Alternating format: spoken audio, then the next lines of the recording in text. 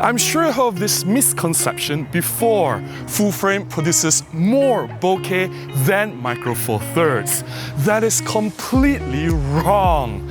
By definition, bokeh is a description of quality, not quantity. Therefore, you cannot have more or less bokeh. I want to clear up this confusion about bokeh in this video. Let's do this!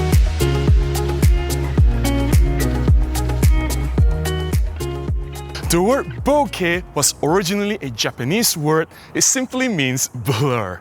Bokeh was brought into the photography lexicon by Mike Johnston. Mike Johnston was responsible for popularizing the use of the word bokeh in our photography world. So what does bokeh truly mean? The real definition for bokeh is the aesthetic quality of the out of focus area of an image, whether it's in the background or foreground. Take note on the description of quality, not quantity. It describes the quality of the out of focus area. It is the quality of blur in the image. Now, because it is a quality, it is not quantity, bokeh cannot be quantified or measured. You cannot have more or less bokeh. Therefore, the statement is saying full frame has more bokeh than micro four thirds. That is completely wrong. It also irks me to find that a lot of influencers or YouTube photographers that pronounce the word bokeh wrongly. Basically, they say bokeh or boko or boku or whatever. It is wrong. You can refer to the technical papers that was commissioned by Mike Johnston originally on how to pronounce the word bokeh. It is bokeh. Simple as that. I don't know how B-O-K-E-H can become boka. How does that happen? Or boko, boka, boka, boka. It is wrong. It is bokeh, bokeh, bokeh, bokeh, bokeh, bokeh. I totally get where the confusion is coming from. When people describe more bokeh, they refer to more blur. And in some part, that is true. Full frame cameras, they do produce shallow depth of field, meaning that you get more background blur compared to smaller format sensors like micro four thirds.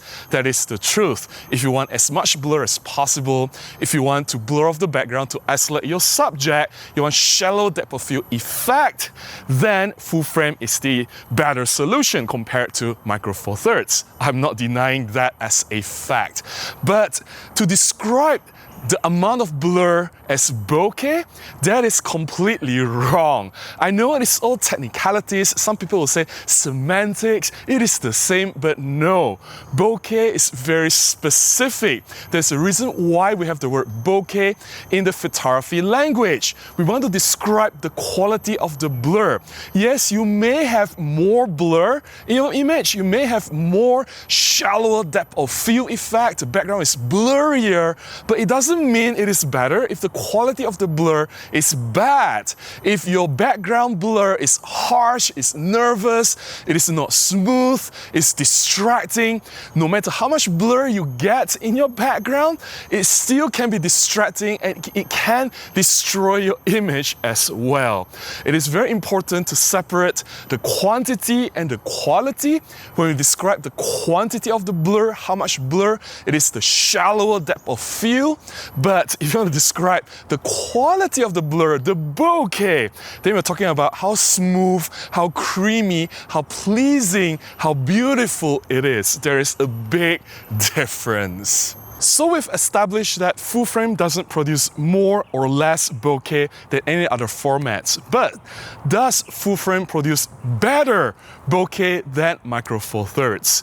Well, the answer is dependent on a lens. What affects bokeh quality has nothing to do with the sensor size, it has nothing to do with the format that you're shooting with, it has everything to do with the optical design of the lens. The characteristics, the quality of the blur rendering, the bokeh, it all depends on the optical design of your lens, how it renders the out of focus area. So if you have a full frame camera, you may have some lenses that renders beautiful bokeh. You may have some lenses that render very poor bokeh. Similarly, if you're using APS-C or Micro Four Thirds system, some lenses will produce beautiful bokeh. Some lenses will just give you very harsh and unflattering bokeh. So yes or no, depending on the lens that you use, you may get good or bad bokeh on both full frame and Micro Four Thirds system. And then I'm sure some of you will ask, Robin, based on your experience using Micro Four Thirds system, which lenses can produce the best bokeh? Well, I must admit that I've not used all Micro Four Thirds lenses. There may be some lenses that can produce excellent bokeh that I'm not aware of. But based on my experience using several Micro Four Thirds lenses over the years, my favorite lenses, if I want to produce beautiful bokeh, are the Olympus 45 f1.8, which you are seeing me through now. This is recorded, this footage is recorded with the 45 f1.8. You can see this nice bokeh, blurry, beautiful background render. Is smooth and pleasing, right? And then if you want something longer, of course, the Olympus 75 1.8, the bokeh from that lens is just beautiful. Or if you want something wider, you can go to any of the f1.2 lenses, whether it's from Panasonic, the Nocticron 42.5 f1.2, bokeh from that lens is just delicious.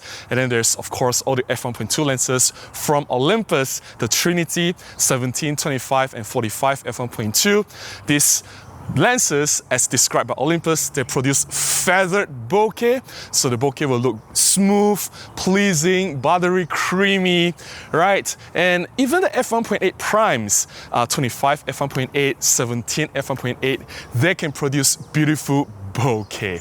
I personally have not had any issues with a lot of Micro Four Thirds lenses. There are some lenses that can produce harsh bokeh, one of them being the Panasonic 20 f1.7. I will avoid using that lens if I want smooth bokeh.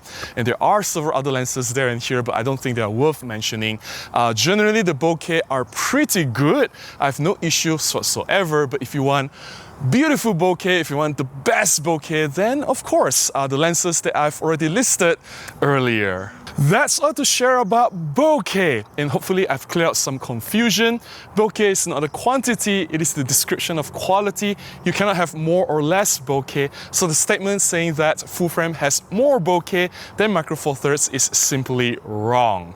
I hope you found something beneficial from this sharing. If you do, please consider buying me a cup of coffee, or you can contribute directly to my PayPal, or you can join as a member. Links in the description below on how you can do any of them. Any support goes a long way. It will definitely encourage me and help me to make more videos like this and share with you guys on this channel. Until the next one, please go out and take more photographs. Bye-bye!